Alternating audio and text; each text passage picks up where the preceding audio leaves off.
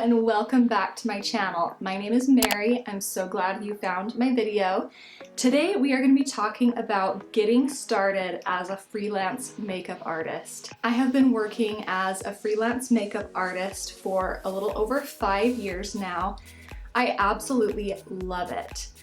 I specialize in bridal, so that is what I'm going to be mostly speaking on today because that's what I have experience in and that's what I feel most qualified to speak about, if I'm qualified to speak about any of this. So I'm going to be focusing mostly on how to get started as a freelance bridal makeup artist and get going with a successful career.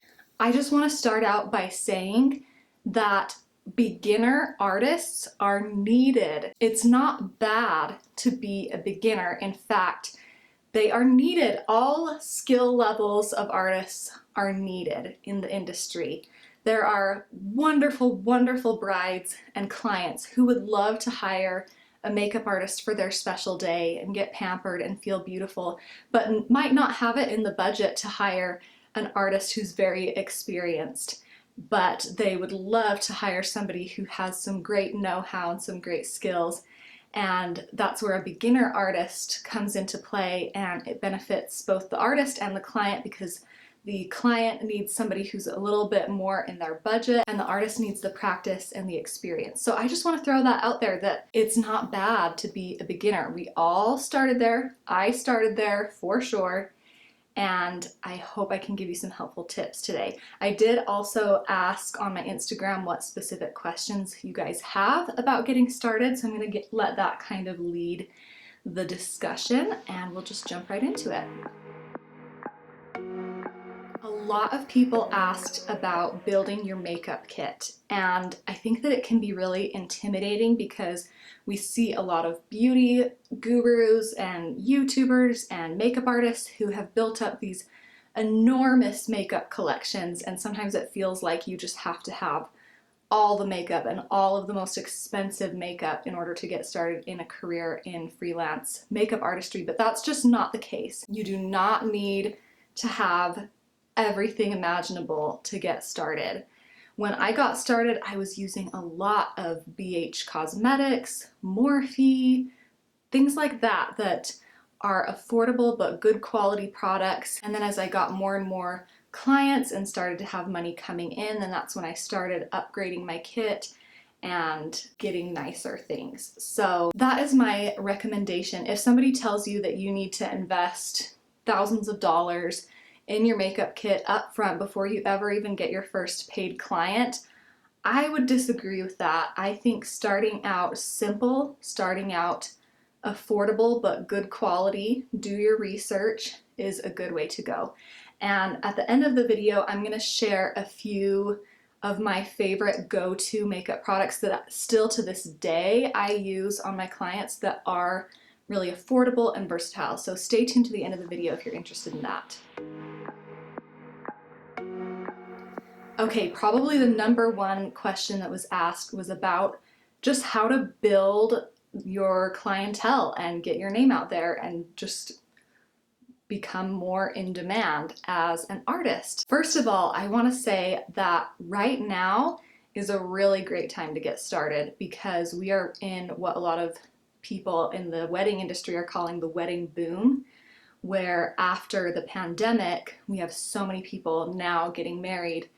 And I mean, I have been feeling it. I've been so busy this wedding season and already booking for next year and everything. So, I mean, there are plenty of clients out there, and right now is a really great time to start. I think that honestly, the best thing to do, and it sounds very obvious, but research the number one way that brides or clients find their makeup artists in the area where you live. Find out whatever that is, whether it be Instagram, whether it be The Knot or other, bridal publications or websites or whatnot. Just find out how in your area where you live and where you'll be working, what the number one way is that brides find their makeup artists, and then put your energy into that. When I first got started, I asked lots of makeup artists, how do you market yourself? What do you do to get clients? And everyone said it's Instagram and word of mouth. And these are, you know, really experienced, successful makeup artists, and they're like, I really don't pay for extra marketing because these are just the channels that my brides find me. And so I followed that advice. Over the last 5 years, I've just worked hard on my Instagram to put my work out there the best that I can, be active on there, and to make my Instagram as valuable to my followers as I can, sharing tips, sharing products, sharing inspiration, being authentic, all that kind of thing. And it's served me well to bring in clients. Also, hashtag. If you're using Instagram to find clients or build an audience and you're not using hashtags, start using them right now. Honestly, the hashtag Utah makeup artist is the #1 way that my clients find me. And then word of mouth is a huge piece, I think, for any artist, no matter where you live. And how you're gonna build your business by word of mouth is by being not only a talented artist who delivers looks that your clients are happy with, but being happy, being kind, being professional, being dependable, being sanitary. All of those things are gonna make you somebody that your brides, photographers you work with, models you work with, they're gonna recommend you. Another thing I wanna say is that a couple of years ago, it was about 2 years ago, I started doing something for my business that has made the biggest difference. And what I did is I started really taking my style into my own hands. Before, the pictures I would post of my work was of my clients, my paid bridal clients, as well as maybe photos from styled shoots that I had done and things like that. And so my work was always being influenced by somebody else's vision, which of course is important because that's a big part of what we do as a makeup artist, is bring somebody else's vision to life. But I really wanted to start attracting clients who loved the kind of makeup that I love to do. And the kind of makeup that I love to do is very smoky but soft and lashy and glowy and sculpted and full coverage and glossy nude lips and just that is what I love. So what I started doing was bringing models, or not even necessarily like professional models, but just, you know, cute girls who were okay with being in front of the camera and being my makeup model for that day. I started bringing them into my studio every so often and just creating a look on them that was completely whatever I envisioned and whatever I wanted to do. It was so beneficial for so many reasons. First of all, it was just so good for my soul just to create with such freedom. And then I had these pictures of work that I was just so proud of and excited to post. My Instagram started to grow, my inquiries started blowing up, and I started really getting clients who wanted exactly what I feel like I'm an expert in delivering. Another thing I want to say about building your clients is it just takes time. Just know that it takes time, and that clients begat clients because of word of mouth and social media. And just know that it's like a compounding effect of getting your name out there and building your reputation as a makeup artist. And you will get there if you have the passion and the patience and just keep being consistent. Some people asked about sanitation, which is extremely important from the get-go. Oh my goodness, cannot stress this enough. Make it a top priority to research sanitation and how to practice freelance makeup sanitary, yeah, you know what I mean. Basically, the principle is that anything that touches your client must be sanitary. So obviously that means sanitizing, washing your brushes, sponges, everything, obviously thoroughly washing your hands, as well as sanitizing the products you use or using them in a sanitary way. So for instance, things like eyeshadow palettes or highlighter or blush compacts, basically your powder products, need to be sprayed down with a 70% alcohol so that it needs to be 70% because if it's higher, it will dry too quickly. 70% is able to penetrate the product and sanitize it. And then for other products like creams and lipsticks and things, you want to use like a spatula and scoop the product off rather than like going in with the product. Or concealers you want to apply on the back of your hand or on a metal palette. Maybe a lot of this is common sense to you, or maybe it's not, but it's extremely important. Somebody specifically asked, how do you sanitize liquid liners? And the thing is, you can't sanitize a liquid liner properly if you are applying it directly using like the applicator that it comes with, or like if it's a felt tip liner. I know that some makeup artists still use those just because it's so easy to get like such a precise wing with them, and I get it.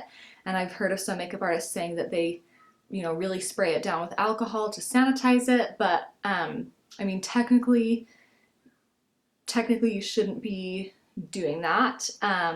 But I will share with you my method that I've discovered that makes it so easy when I want to do winged eyeliner or whatever, and it's totally sanitary. What I use, Essence Super Precise Eyeliner, and it comes with a little like paintbrush applicator, and if I was to just use this on a client, that would not be sanitary. But what I do is I apply some to the back of my clean hand, and then I just dip into it with a brush. And the brush that I love for winged eyeliner is the Anastasia Beverly Hills number 12 brush. It just has such a precise little angled tip, and I just have the product on the back of my hand, dip into it, and then I'm able to use it completely sanitary but still get the precision of a liquid liner. Another question that was asked a ton is how to determine your pricing, how to set your pricing, which is obviously really important.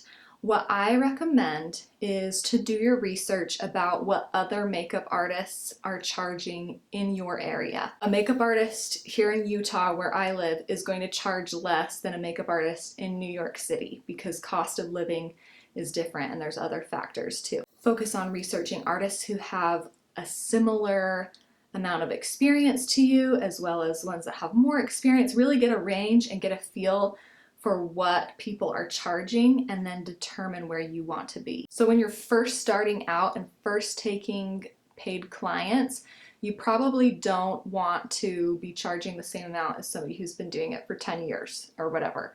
You want to be at the lower end, not too low where people aren't going to take you seriously or take you professionally, but something where you are going to be, making a profit, but you're at an appropriate price for your experience. And I will say this goes along more with building your clientele and marketing yourself. But I mean, when you first get started, like for example, for me, I fell in love with makeup when I discovered that there was such a thing as makeup tutorials on YouTube, and I just became obsessed with the world of makeup. Was watching makeup tutorials like crazy, practicing looks on myself, just absolutely obsessed. And I just couldn't get enough, and so I started asking my friends if I could do makeup on them.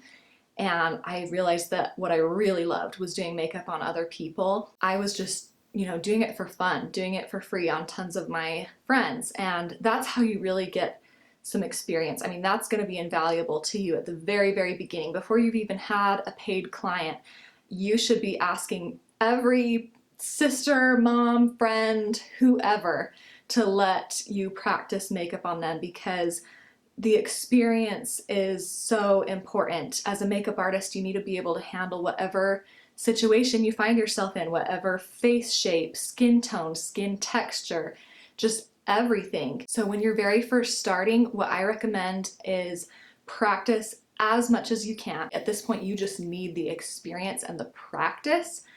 But the way that you're going to make it valuable for marketing yourself is to take pictures. So natural light is best. I just love taking pictures of my clients in front of a big window where they are facing the window. So my back's to the window, they're facing the window, and I just use my phone 90% of the time, and just getting some well-lit pictures. You can take before and after pictures. I love to go into the Facetune app just to manually blur the background of the picture, just because for some reason I like the way it looks better than using portrait mode on my iPhone. I do not go in and edit the skin or the makeup. Lots of makeup artists choose to do that just to really polish up the picture. That is to each their own, but my opinion is that I want to create realistic expectations for my clients. And if they see these pictures on Instagram and they think that if they hire me, they are going to have no pores, no texture, no fine lines, nothing, because I'm that skilled at makeup, they're going to be disappointed when they come in for an appointment with me. So I like to set realistic expectations, but show my work in the best way that I can, and that's all about lighting. Anyways, so getting back on track, if you have an Instagram account and you're posting these pictures of all your practice and everything, you're hashtagging, you're putting yourself out there, you're probably going to start getting inquiries. That's when it's good to start charging, I think. You know, it's okay to start low, not too low, but on the lower end. And then, you know, as you gain more experience, as you're slowly upgrading your makeup kit, then it's totally appropriate to raise your pricing. For the last few years, I've been raising my pricing about every 1 to 2 years, just because I gain more experience as an artist. My makeup kit is getting better and better. I'm investing in my own education and learning all of the time, and also inflation and cost of living and expenses and all of that. Another thing about pricing is just keep in mind how important it is to make sure that you are getting paid well for what you do. I think that sometimes we can have the mindset that, you know, it takes an hour to do a makeup application, so how much we're getting paid for that is how much we make an hour. Like, say you charge $100 for a makeup application and you're like, yeah, I make $100 an hour. No, you don't. Think about everything that went into that appointment. Think of all the sanitizing of all your brushes and your makeup and everything that went in beforehand. Think of travel time, if applicable. Think of all the time you spent marketing yourself on Instagram or wherever else, and the time you spent communicating with the client to book the appointment. So there's a lot more hours that go into it than just the makeup application. And think of all your expenses, not just makeup, but the space in your home where you do the makeup and any equipment you invest in and gas and your car and just everything. As well as, I mean, if you're aiming toward becoming a full-time artist, I mean, you need to pay yourself well. You need to make sure that you have money to set aside for your own retirement and health insurance and things like that. So it can be tempting to think like, oh yeah, well, I'm just going to charge, you know, $40 for makeup and make $40 an hour, and that's a good wage, but there's just so much more that goes into it. I got some questions about travel. When I first started doing makeup, I did not charge a travel fee. I was just like, I will go anywhere, anytime to do somebody's makeup. I don't even care because I'm so obsessed. But now I definitely charge a good travel fee, and there's a few reasons for that. Not only is it, you know, the gas to drive there, that's like the smallest part, but the biggest thing I think is the time out of the studio. I have a room, this room here in my house, that is my makeup studio, and if I just did back-to-back clients here, then I could make more money in that amount of time than, you know, driving to different clients. I'd be able to do less clients, obviously. So it's important to take that into consideration, is that time away from doing faces. Also the time it takes to prep and pack everything and all the insane amount of things you have to carry and how heavy it is. Things like childcare, wear and tear on your vehicle, etc. I mean, to travel to someone to do their makeup, that is a luxury, and it's okay to charge well for that. Somebody asked about when you travel needing to set up in random locations, and I love this because just today, one of my favorite makeup artists, Katie Livingston, she's amazing, but she posted on her story that she was doing makeup in a hotel and there wasn't a table or a surface to set up on, so they used the ironing board in the hotel room, and I just thought that was so creative, and you will find yourself in situations like that. It just takes being creative, being flexible, but just making it work the best you can. Wow, this video is going to be so much longer than I thought it would be. I just am going so in depth. Hopefully you guys are finding this helpful. If you are, please give this video a thumbs up. Somebody asked how to say no to a client when you already said yes. I find it so hard to communicate. What has worked well for me is to only book a client, only put them on my schedule once they have paid a deposit. I charge a 50% non-refundable deposit, which goes toward their total in order for somebody to get on my calendar. And that way it's just very clear they are booked, they are on my schedule, they have that spot reserved, and it's non-refundable, so that way they're not just gonna text me the night before and be like, oh, I can't make it, and then I could have booked somebody else during that time and I lose that money. And so for me, a deposit makes it very clear, and I am upfront when I receive an inquiry. People know that they're not actually booked until they pay the deposit. So say somebody reaches out to me for a certain date for their wedding and I say, yes, I'm currently available. I'd love to do your makeup. Here's my pricing. Let me know if you have any questions. And then if they respond a few days later and I've already booked somebody during that time who paid the deposit, then it's okay for me to say, I'm sorry, I'm no longer available that date. And once somebody has booked you and has paid a deposit, you don't cancel. Unless it is like a true emergency, you are on your deathbed or in the emergency room or something like very extreme, then you do not cancel. At this very moment, at the time that I'm filming this, I'm missing out on a family trip that got planned about a month or so ago because this weekend I have a wedding that I booked about 6 or 8 months ago and I don't cancel. So I've missed out on plenty of family trips or come home from family trips early. I've worked with feeling super, super nauseous in the beginning of my pregnancy, just all those things. That's part of the job of being a makeup artist, is you show up, you are dependable. So once somebody has booked you with that deposit, you don't cancel unless it is like pretty much a really, really serious emergency or something like that. Some people asked about things like contracts and taxes. So when it comes to contracts, I'm actually working on creating a better system for my contracts to make them more streamlined. So maybe I'll do an updated video on that once I get that in a good place. But there's a lot of makeup artist contract templates just out there online that you can look through to get ideas. And then with taxes, basically you want to track all of your income and all of your expenses. Keep all your receipts for every single bit of makeup, makeup brushes, gear, equipment, everything that you invest in for your business, whether it's $1 or whatever. Keep every receipt, track everything, as well as track your mileage and track your phone bill because that can be deducted, and then track all of the income that you receive from your business.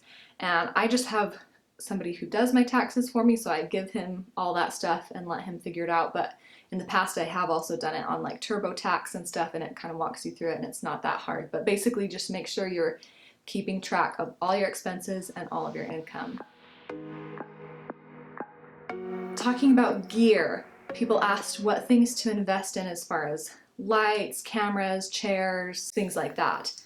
When you're first starting, don't worry about that stuff. Don't worry about needing to just invest in all the best things or whatever. Just get started. Just have people sit on a bar stool from the kitchen in front of a window and do their makeup, take a picture on your phone. Keep it simple in the beginning and just worry about getting that experience and building those relationships. You'll know when it's time to upgrade to certain things. I had been doing makeup for like 2 or 3 years before I got my first, well, I've only had one ring light. It's just this dinky little ring light from Amazon. And I'm thinking about upgrading to better lighting for my YouTube videos and stuff. But yeah, and I got a nicer camera to use for YouTube and stuff, but I mean, you don't have to worry about that stuff so much. I do have a chair here in my studio, but I don't even take a chair on site to my jobs just because I mean, there's already so many things to carry. And as far as an actual makeup kit, like the bag, suitcase, whatever, there's a lot out there. So just do your research. But when I first started, I literally just used this like tote bag thing that I already had. Just super random. It had like floral print on it, and it was big enough to keep my makeup in it, and that's what I used for the first while. Oh my goodness, if you've made it this far in the video, thank you so much for watching. I'm gonna wrap up with a few recommendations, things that I really, really love and that I use today, even though I'm not on, a beginner makeup artist budget. Things that are just really great products, but they're affordable, and I think that they'd be great in a beginner's makeup artist kit. So let me jump in and show you. First up is the Simple Replenishing Rich Moisturizer. You see me use this in basically every tutorial. Super affordable. You can find it at the drugstore, and it's just a great moisturizer. It's approved by a lot of skincare experts who I follow, and it's just works great under makeup. By the way, I always tell my clients to come to their appointment with a face that's freshly washed and exfoliated, and pretty much all the time, whether they moisturize or not, I add this moisturizer just because it's really important to make sure that the skin is nice and moisturized and prepped for makeup, and this one is my favorite, and it's super affordable. So you don't have to use primer, in my opinion. I have a lot of mixed emotions about primer. That sounded really dramatic. Mixed emotions about primer. But a primer that I do really love, and that you also see in a lot of my tutorials, is the e.l.f. Poreless Putty Primer. It really does make you look so poreless and just goes so great under your makeup. I recently purchased the Tatcha Silk Canvas Primer, which is supposed to be the high-end version of this. Costs like 6 times as much, and it's astounding how close of dupes they are. I've only used the Tatcha one a couple of times, but it honestly feels like I'm using this one. I'm gonna keep using them. I'll keep you guys updated, but I mean, as a beginner makeup artist, I just say go ahead and grab this e.l.f. one. I love, and I mean I love, the LA Girl Pro Concealers.